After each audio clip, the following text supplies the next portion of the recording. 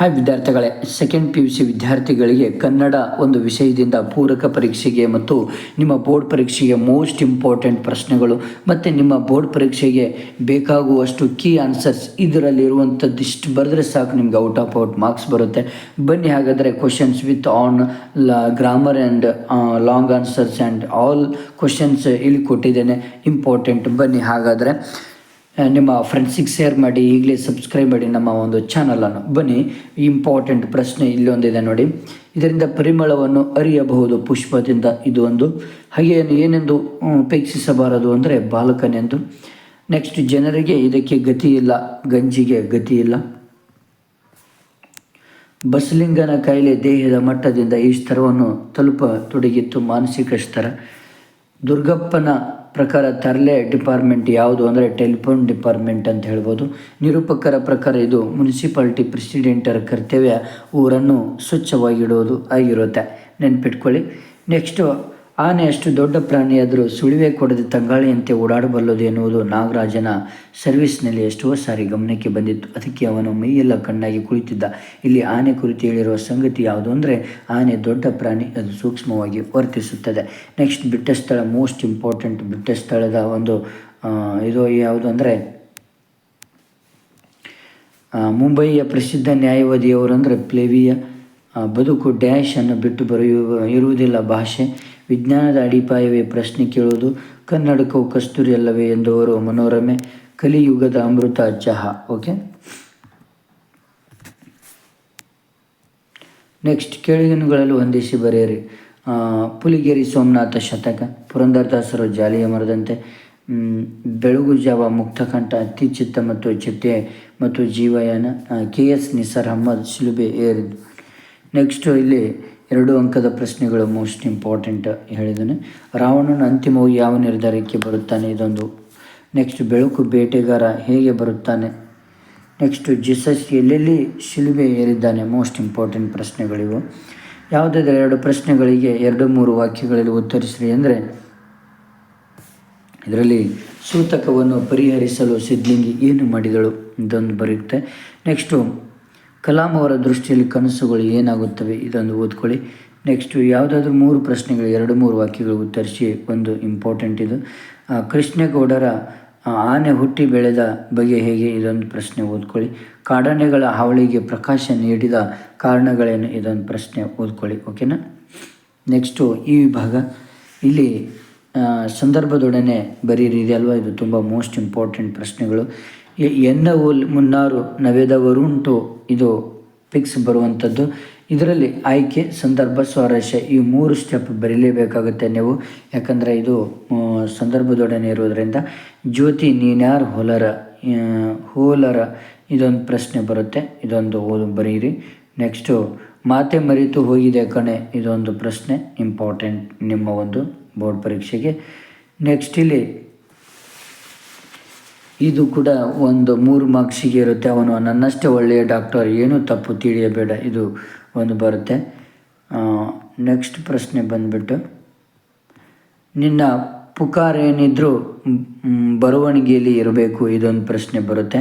ಕಂಬದ ಮೇಲೆ ಯಾಕೋ ಕೈಲಾಸ ಕಂಡ ಹಾಗೆ ಇದೆಯಲ್ಲ, ಇದೊಂದು ಪ್ರಶ್ನೆ ಓದ್ಕೊಳ್ಳಿ. ನೆಕ್ಸ್ಟ್, ನಿಮಗೆ 4 ಅಂಕದ ಪ್ರಶ್ನೆಗಳು ತುಂಬ ಇಂಪಾರ್ಟೆಂಟು. ತನಗಾದ ಅವಮಾನವನ್ನು ದ್ರೌಪದಿಗೆ ಭೀಮನಿಗೆ ಹೇಳಿಕೊಂಡ ಬಗೆಯನ್ನು ವಿವರಿಸಿದ, ಮೋಸ್ಟ್ ಇಂಪಾರ್ಟೆಂಟ್ ಪ್ರಶ್ನೆ ಇದು, ಇದನ್ನು ಕರೆಕ್ಟಾಗಿ ಓದ್ಕೊಳ್ಳಿ. ನೆಕ್ಸ್ಟು, ಮುಂಬೈ ಜಾತಕದಲ್ಲಿ ಮಕ್ಕಳ ಬಾಲ್ಯದ ಚಿತ್ರಣ ಹೇಗೆ ನಿರೂಪಿತವಾಗಿದೆ, ಇದೊಂದು ಪ್ರಶ್ನೆ ಓದ್ಕೊಳ್ಬೇಕು. ನೆಕ್ಸ್ಟು, ಇಲ್ಲಿ ದಶಕಂದರೆಂದರೆ ಯಾರು, ಇದೊಂದು. ಸೀತೆ ಏಕೆ ಮೂರ್ಛೆ ಹೋದಳು, ಇದೊಂದು ಪ್ರಶ್ನೆ. ಮಸೂರೆ ಪಾತ್ರೆಗಳು ನೀರು ಪಾಲದು ಹೇಗೆ ಅವುಗಳನ್ನು ಮೆಲ್ಲೆತ್ತಲು ಮಾಡಿದ ಪ್ರಯತ್ನಗಳಿದು. ಓಕೆ. ನೆಕ್ಸ್ಟು, ಇಷ್ಟಾದ ಮೇಲೆ ನಾಗರಾಜ ನಿಗೂಢ ಸಾವಿನ ಬಗ್ಗೆ ಜನರ ಅಭಿಪ್ರಾಯವೇನು, ಇದೊಂದು ಪ್ರಶ್ನೆ ಬರುತ್ತೆ, ಇದೊಂದು ಓದ್ಕೊಳ್ಳಿ. ನೆಕ್ಸ್ಟು, ಗ್ರಾಮರ್ ಪಾರ್ಟಿಗೆ ಸಂಬಂಧಪಟ್ಟ ಹಾಗೆ ಇಲ್ಲಿ 4ಕ್ಕೆ ಸೂಚನೆ ಅನುಗುಣವಾಗಿ ಉತ್ತರಿಸಬೇಕು, ಇದೊಂದು ಬರ್ತದೆ. ಕೆಳಗಿನ ಪದಗಳ ಗುಣವಾಚಕಗಳನ್ನು ಬರೆಯಿರಿ, ಇದಕ್ಕೆ ಸಂಬಂಧಪಟ್ಟ ಹಾಗೆ ಬರ್ತದೆ. ಕ್ರಿಯಾಪದಗಳ ಧಾತು ರೂಪಗಳನ್ನು ಬರೆಯಿರಿ, ಇದು ಕೂಡ ಬರುತ್ತೆ. ಕೆಳಗಿನ 2 ದ್ವಿರುಕ್ತಿ ಪದಗಳನ್ನು ನಿಮ್ಮ ಸ್ವಂತ ವಾಕ್ಯಗಳಲ್ಲಿ ಬರೆಯಿರಿ, ಇದು ಬರುತ್ತೆ.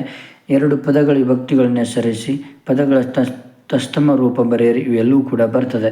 ಪ್ರಬಂಧ, ಸಾಮಾಜಿಕ ಜಾಲತಾಣಗಳು ಅವುಗಳ ಪರಿಣಾಮಗಳು, ಇದೊಂದು ಬರುತ್ತೆ ಪ್ರಬಂಧಕ್ಕೆ. ನೆಕ್ಸ್ಟ್ ಬಂದುಬಿಟ್ಟು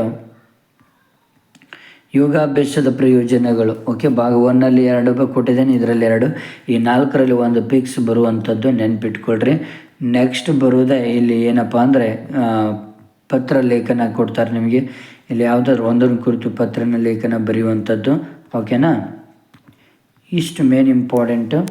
ನೆಕ್ಸ್ಟ್ ಇನ್ನೊಂದು ಮಲ್ಟಿಪಲ್ ಚಾಯ್ಸ್ ಕೆಲವೊಂದು ಇಂಪಾರ್ಟೆಂಟ್ ಇದಾವೆ ನೋಡಿ. ಇಲ್ಲಿ ಸೀತೆಯು ತೃಣ ಸಮಾನವೆಂದು ಭಾವಿಸಿದ್ದು ರಾವಣನ ರೂಪವನ್ನು.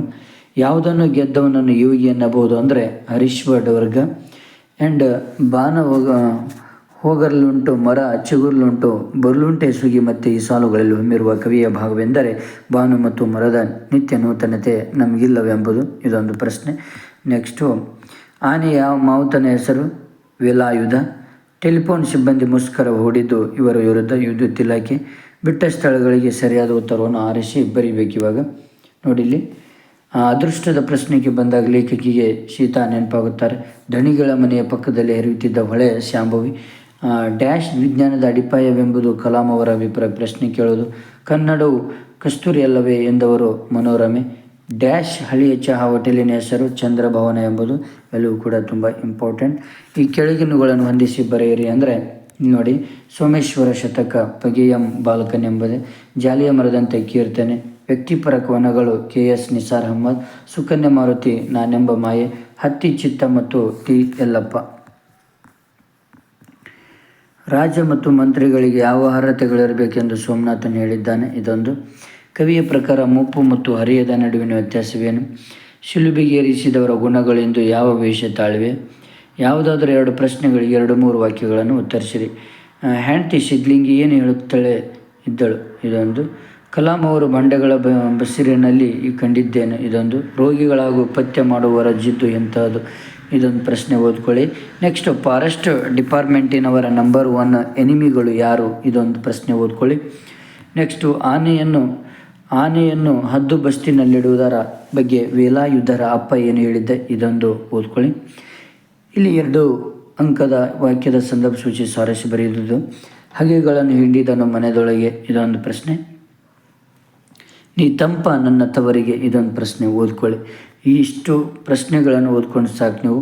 ಒಂದು ಹೂ ಹೆಚ್ಚಿಗೆ ಇಡುತ್ತೀನಿ ನಿನ್ನ ಗಟ್ಟಿ ಪದಕ್ಕೆ. ಇದೊಂದು ಪ್ರಶ್ನೆ ಓದ್ಕೊಳ್ಳಿ. ಸಂದರ್ಭದೊಡನೆ ಯಾವಾಗಲೂ ಆಯ್ಕೆ ಸಂದರ್ಭ ಸ್ವಾರಸ್ಯವನ್ನು ಬರೀಲೇಬೇಕಾಗುತ್ತೆ. ಇಲ್ಲಿ ಆನ್ಸರ್ ಇದೆ. ಇಷ್ಟು ಬರೆದ್ರೆ ಸಾಕು. ನೆಕ್ಸ್ಟು, ನೀರಿಳಿಯದ ಗಂಟಲೋಳ್ ಕಡುಬಂ ತುರುಕಿದಂತಾಯಿತು. ಇದೊಂದು ಪ್ರಶ್ನೆ ಭಾಳ ಇಂಪಾರ್ಟೆಂಟ್. ಇದೊಂದು ಸ್ಟಡಿ ಮಾಡ್ಕೊಳ್ಳಿ. ಓಕೆನಾ. ನೆಕ್ಸ್ಟು, ವೆಪನ್ ಸರ್, ವೆಪನ್ ನಮಗೆ ಮುಖ್ಯ. ಇದೊಂದು ಪ್ರಶ್ನೆ ಬಹಳ ಇಂಪಾರ್ಟೆಂಟು. ಓಕೆ. ಆನೆ ಬೇಲಿ ದಾಟಿ ಹೋಯಿತು ಸರ್. ಇದೊಂದು ಪ್ರಶ್ನೆ ಓದ್ಕೊಳ್ಳಿ. ಓಕೆನಾ. ನೆಕ್ಸ್ಟು, ಇದು ತುಂಬ ಇಂಪಾರ್ಟೆಂಟ್. ದ್ರೌಪದಿ ಅವಮಾನಕ್ಕೊಳಗಾದ 3 ಪ್ರಸಂಗಗಳು. ಇದು ಬಂದೇ ಬರುತ್ತೆ, ನೆನ್ಪಿಟ್ಕೊಳ್ಳಿ. ಮುಂಬೈ ಜಾತಕ ಕವಿತೆಯಲ್ಲಿ ತಂದೆ ತಾಯಿಗಳು ಮಗುವಿಗೆ ಗೋಚರಿಸುವ ಬಗೆಯನ್ನು ವಿವರಿಸ್ರಿ. ಇದೊಂದು ಓದ್ಕೊಳ್ಳಿ. ನೆಕ್ಸ್ಟ್, ಇಲ್ಲಿ ಪದ್ಯ, ಕೆಳಗಿನ ಪದ್ಯ ಭಾಗವನ್ನು ಅರ್ಥೈಸ್ಕೊಂಡು ಕೇಳಿರೋ ಎಲ್ಲ ಪ್ರಶ್ನೆಗೂ ಉತ್ತರಿಸಬೇಕು.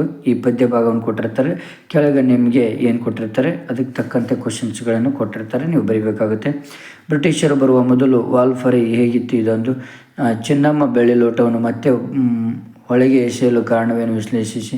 ಇದು ತುಂಬ ಇಂಪಾರ್ಟೆಂಟ್. ಯಾವುದಾದ್ರೂ ಒಂದು ಪ್ರಶ್ನೆಗೆ 5-6 ವಾಕ್ಯಗಳು ಉತ್ತರಿಸ್ರಿ. ಓಕೆ. ಇವೆಲ್ಲವೂ ಕೂಡ ತುಂಬ ಇಂಪಾರ್ಟೆಂಟ್. ಗ್ರಾಮರ್ ಪಾರ್ಟ್, ಭಾಷಾಭ್ಯಾಸ ಎಲ್ಲವೂ ಕೂಡ ನೋಡಿ. ಇಷ್ಟು ಇಂಪಾರ್ಟೆಂಟ್ ಪ್ರಶ್ನೆಗಳನ್ನು ಓದ್ಕೊಳ್ಳಿ ಸಾಕು. ನಿಮ್ಮ ಫ್ರೆಂಡ್ಸಿಗೆ ಶೇರ್ ಮಾಡಿ, ನೆಗ್ಲೆಕ್ಟ್ ಮಾಡಬೇಡಿ. ಯಾಕಂದರೆ ಇದರಲ್ಲಿ ಇರುವಂಥ ಕ್ವಶನ್ಸ್ಗಳು ಬಂದೇ ಬರ್ತವೆ. ನೆಗ್ಲೆಕ್ಟ್ ಮಾಡಿದ್ರೆ ನಿಮ್ಮ ರಿಸಲ್ಟ್ ಕಡಿಮೆ ಆಗುತ್ತೆ. Okay, thank you friends. ನಿಮ್ಮ ಫ್ರೆಂಡ್ಸಿಗೆ ಶೇರ್ ಮಾಡಿ, ಹಾಗೆ ನನ್ನ ಚಾನಲನ್ನು ಸಬ್ಸ್ಕ್ರೈಬ್ ಮಾಡಿ.